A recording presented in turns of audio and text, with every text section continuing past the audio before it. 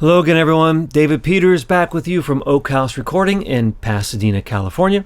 And this is where I spend my time recording and mixing and mastering for people of all kinds from all over the place. And I'm back with you again today to share another fun piece of studio kit that most people here probably haven't seen. And that's kind of the goal of these gear videos I've been making, really to more highlight stuff that's kind of flying under the radar for whatever reason. Maybe it's rare, maybe it just isn't being advertised very much, maybe it's kind of new, maybe it's a bit of a custom piece. I don't know, stuff that you probably are curious about but haven't been able to see. And today is no different. I'm guessing you have not seen these, but I also think that they are worth seeing. So before we jump into what we're looking at today, let me tell you a quick story. Flashback. A few months ago, we had some sort of power surge or fluctuation here, and my JCF audio converters were the only thing that were running at the moment, and they got a little bit fried. So I wrote to Josh Florian at JCF and I asked how to go about getting them serviced. Now, one of the benefits of living in a place like Los Angeles is that JCF, or people like Josh, are actually local. So I was able to get the converters over to him right away, and like some sort of guardian angel from the world of flowers and rainbows, he was able to have them back to me the very next day, which is super awesome. But he also did something a little bit sneaky. He also dropped off a 500 series rack with some stuff in it. One, his preamp that he's been working on, but also these guys, which were his fully digitally recallable 550A inspired EQs. And so I had to get some EQs. Okay, digitally recallable EQ is great and all, but it makes me a little bit nervous because most digital recall is done via plugins and USB connections, or sometimes through Ethernet style connections. And what that means is that one day that plugin is not going to get updated. One day the computer is going to change its software and that company is not going to be there anymore. They're not going to service that product anymore. And now I have something that's harder to recall without working out some sort of crazy computer solution. Or they don't make USB cables the way they used to anymore. Something. Now that doesn't mean I still don't love that gear. I do have, for instance, I have a Bettermaker EQ in here I love, and it's an older one, and it's still working great with the plug-in and the USB cable, and I use it every day. But it does make me a little nervous that one day it just won't be able to work. So it would be great to have digital recall in a way that was future-proof. But how can that be done? More on that in a little bit. So with all that out of the way, let's go take a look at them. Let's see how they work. Let's see how they're set up. Let's take a listen to them, and we'll go from there. Okay, so let's do a quick rundown of all of the controls because these things are set up in a bit of a unique way. As you can see, we have 8 buttons and 1 rotary knob to work with. Now, an original 550A EQ has 3 bands of equalization, and the JCF EQ is the same. You can select the frequency for each of the 3 bands using the top 3 buttons moving left. Okay? Starting with the low and moving high. So for the low, we have 30 hertz, 40 hertz, 60, 120, 240, and 400. Okay? You can see how that moves there. For the middle frequencies, we have 400, 700, 1K, 2K, 4K, and 6K. And for the high frequencies, we have 5K, 7K, 10K, 12, 15, and 20. I just want to pop in here real quick and kind of tell you the real reason why I picked up a pair of these EQs. It wasn't really the recall. It wasn't really the sound. Check this out. Whenever you switch these buttons, the color of the knob changes. And that's enough for me. Like you had me at hello. To control how much you add or subtract of each frequency, you then push the button below. So this is the low band, right? So this is the frequency select, and then you have your gain addition or subtraction select, right? And so you have plus or minus 12 in 2 to 3 dB steps. So the original 550A EQ also comes with 2 other features. One is the ability to individually switch the low and the high bands between a shelf filter and a bell filter. And on this EQ, you can do the same thing. It's just done a little differently. Let me show you. So right now we're on our low frequency, right? Here's our gain selection and here's our frequency selection. But right now it is set in shelf mode. If you want to switch it to bell mode, you simply come over and press this B1 or BL button. I don't know, the B button. You press the B button and the low frequency is now in bell mode. And you can see if we switch over to the high frequency, that light goes out. That means it is still in shelf mode. So the original also has a switch on it, which engages some high and low pass filters. And it's a single switch that engages both a low pass and a high pass filter at the same time at fixed frequency points. The JCF EQs work a little bit differently. Instead of having a separate button that adds in a high and low pass filter at fixed frequencies, the JCF EQ takes the high band and the low band and gives you the option of transforming them into high pass filter and a low pass filter, and frequency selectable at that. For example, if we want to have our low frequency here, what we do, instead of just subtracting gain from it in either a bell or a shelf, we go all the way down to this F setting. F, of course, is for filter. And now the low frequency is a high pass filter, and it is also selectable from all of the same frequencies here. And the same goes for the high frequency section. You can move it down to the filter mode, and now you have a low pass filter. And that can work at, of course, all of the same frequency selections that are available for the highs. Now, you cannot both boost highs and use the filter. You cannot do a shelf plus a filter. It's an either or. So that brings us to the recall portion of these equalizers, and it's actually really easy to do, but it's a little difficult and complicated to explain. So to help me do that, I'm going to use another piece of equipment I have here in the studio. It's one of my absolutely favorite pieces of equipment I have here in the studio, and it was a special custom install job. Check this out. This is my Josh Florian button. And I push this button whenever I have a question about anything about JCF gear or really anything audio. I just push this button. Hey Josh!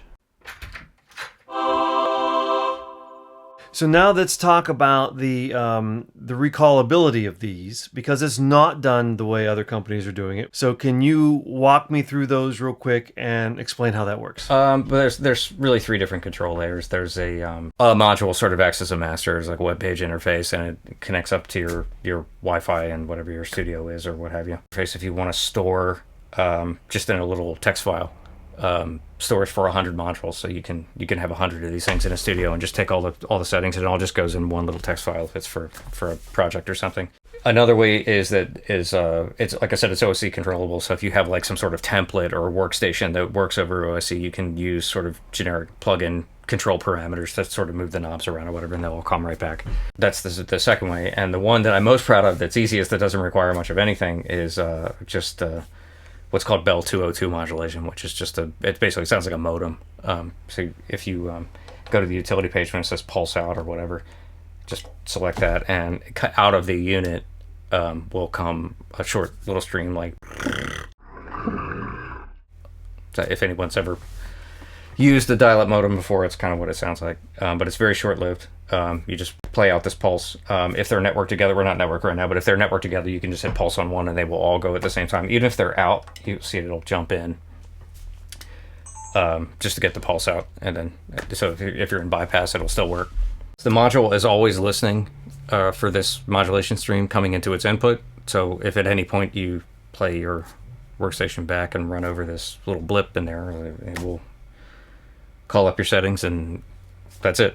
I know these are set up like 550 AEQs, but they're not just clones with recall, right? They're actually a unique design, and something you actually spoke with the original designer about, right? I think you kind of said that you had an idea and you wanted to get his blessing.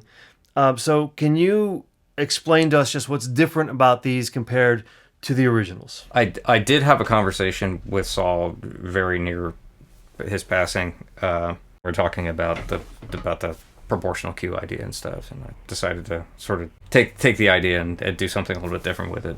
But it's the same sort of concept. Topologically, it's a lot different. It's sort of if you took a 3-band equalizer and tried to draw that network in the simplest way like the most reductive kind of way that you could put that circuit together to have 3 bands and have it make a little bit more sense than what's in the 550. That's what's there. Another kind of exciting thing you said to me when I was looking into these was that you can use this same setup, right? The same kind of form factor. You can put in just about anything to this. You can do compressors, you can do other EQs, you can pretty much do anything, right? This front end, I have a lot of different module plans to do with this sort of front end, different dynamics devices and maybe perhaps other equalizers, or really anything anybody asks me for if they're interested in some recallability and remote controllability stuff. I can always do more with it, but you should stay tuned. There may be a USB FlexiLight pencil sharpener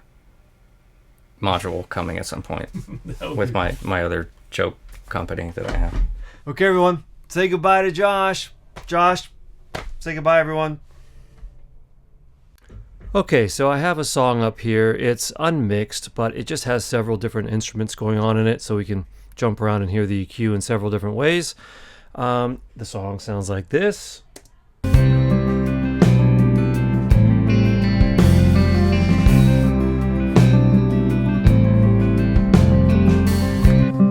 In there is an acoustic guitar.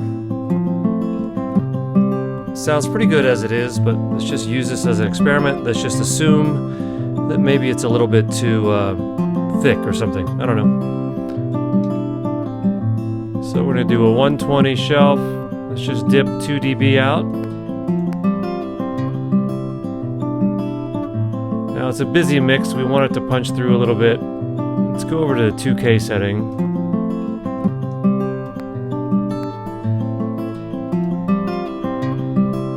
There's some clarity. And if we want some high-end sparkle, it's at 10K right now. So there we go. Without. With. We can zero it out by pressing Utility and B. Utility and B. Just go right back to the beginning. Let's take a listen to the bass of the song. Okay, there we have the bass. Let's just assume it's too wompy. Just take out a little 60. And let's go in and let's try 700, which can be fun on bass. Let's really crank it. Now we got some growl out of the bass. Let's go to the high frequencies. Not that there are that many high frequencies in this bass, but let's select a bell. Go to 5K, see if we can grab anything at all. There's not much there. Before.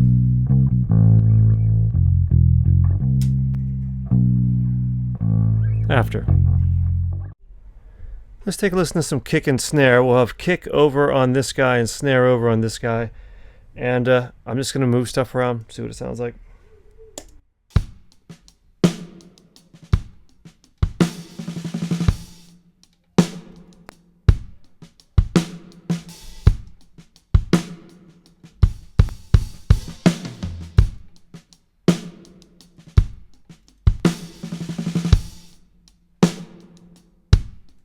A little more of a smile curve there in the kick drum.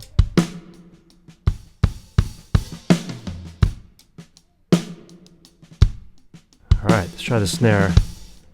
Let's get some beef out of this. We're going to bell. 120.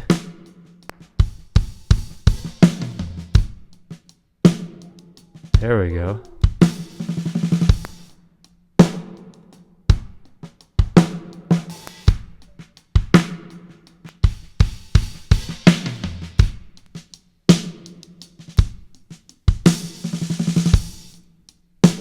I get better of that 6K.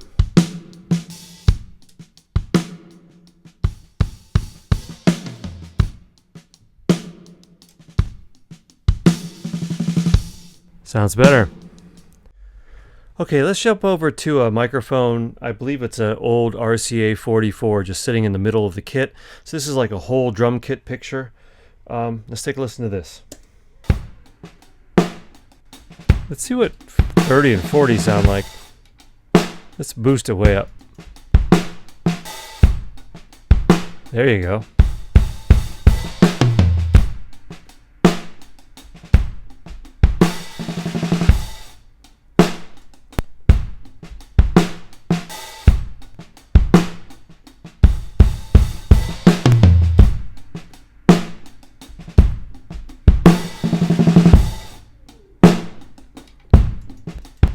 .240 really grabs the bottom of that snare.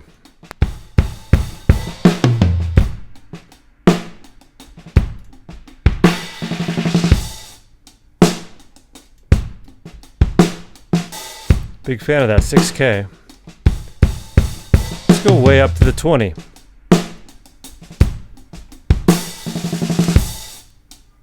There's 10, 12.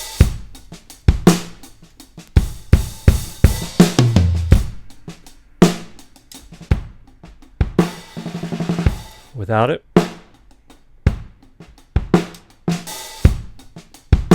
With it. Okay, let's just tie a little bow on this process, shall we? We have our sound dialed in on our EQ for our kit mic that we were just playing with. And now I want to save it so I can go move on to something else, but I want to be able to recall this setting later. So I go find my track in my session, which is this Kit 44 track. I'm in Logic right now. I open up my I/O plugin, which is here. I see that I'm going in and out of channel 5 in my converters to insert the EQ. Okay, so I bypass this for now. You'll see why in a minute. I build myself a new little track with input 5. Let's label this. Let's label this JCF EQ set 1 since I'm using my first JCF EQ. I put it in a record mode. I press record. I come over to my EQ. I go into the utilities page. I press the little button. And I get my little sound. Now, I just take this file. I move it up onto my main track. I don't need this print track anymore. It was just there to capture the print. I get rid of it. Okay. Now, let's reset the EQ quickly so we can watch it.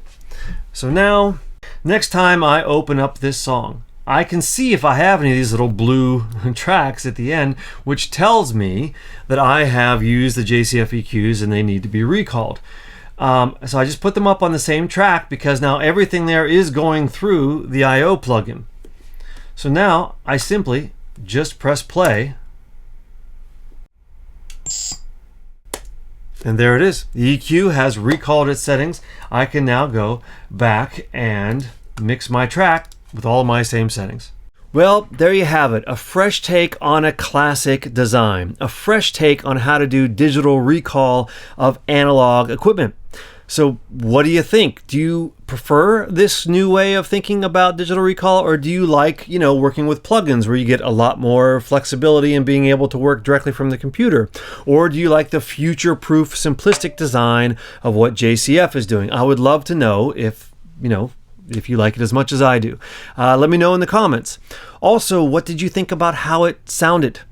I'm really curious. I know there's a lot of great sounding stuff out there. I know that these kind of have an API style heritage to them, but they aren't exactly API EQs. I think of APIs as bringing a very particular flavor to them, and these are a little different.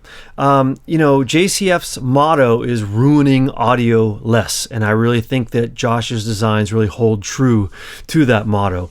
I really find that whenever I plug in anything that he makes, I get a very pure representation of the audio. I mean, it's open, it's robust, it's thick, it's good, but it also doesn't sound manipulated.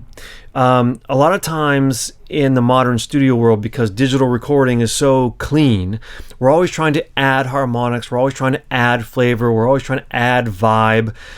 And, these do that, but not by the circuit trying to add some sort of flavor in. They just sound good. They just sound like they're getting out of the way. And I love being able to shape things so dramatically without screwing them up or adding a flavor that I can't control. very much. So what do you think? Let me know in the comments below. It does help me do these videos if there is activity on here. So please leave a like if you've been enjoying this. Subscribe to the channel if you're interested in this kind of stuff. I'm going to try to keep bringing you more less covered stuff as I get a chance to. I have a few more really cool things coming up, so stay tuned for that. That's it. Yeah, more to come. Stay tuned.